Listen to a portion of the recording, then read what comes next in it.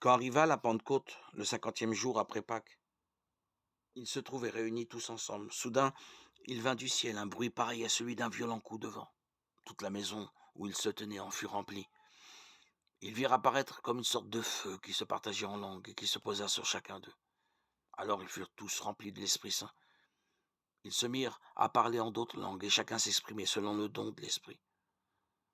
Or, il y avait séjournant à Jérusalem des Juifs fervents, issus de toutes les nations qui sont sous le ciel.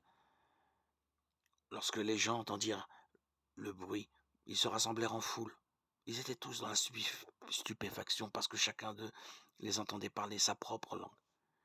Déconcertés, émerveillés, ils disaient: ces hommes qui parlent ne sont-ils pas tous des Galiléens? Comment se fait-il que chacun de nous les entende dans sa langue maternelle? Parthes, Médès et Élamites, habitants de la Mésopotamie, de la Judée et de la Cappadoce, des bords de la mer Noire, de la province d'Asie, de la Phrygie, de la Pamphylie, de l'Égypte, de la Libye proche de Cyrène, Romains résidant ici, Juifs de naissance et convertis, Crétois et Arabes, tous nous les entendons proclamer dans nos langues les merveilles de Dieu. Ils étaient tous déconcertés. Dans leur désarroi, ils se disaient les uns aux autres: qu'est-ce que cela veut dire? D'autres disaient en riant: ils sont pleins de vin doux.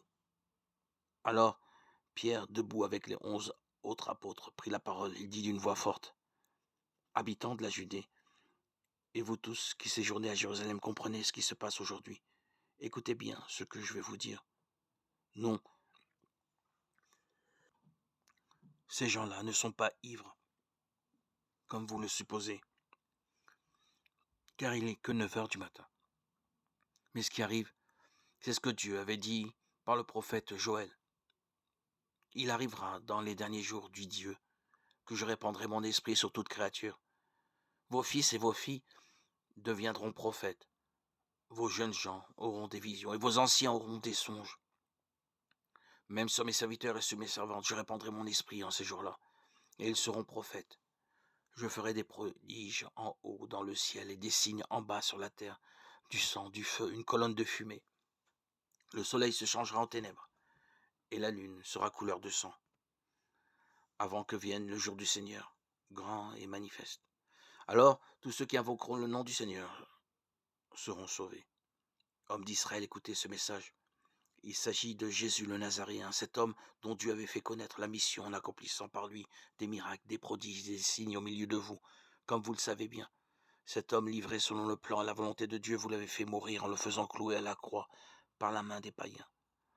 Or Dieu l'a ressuscité en mettant fin aux douleurs de la mort, car il n'était pas possible qu'il le retienne en son pouvoir.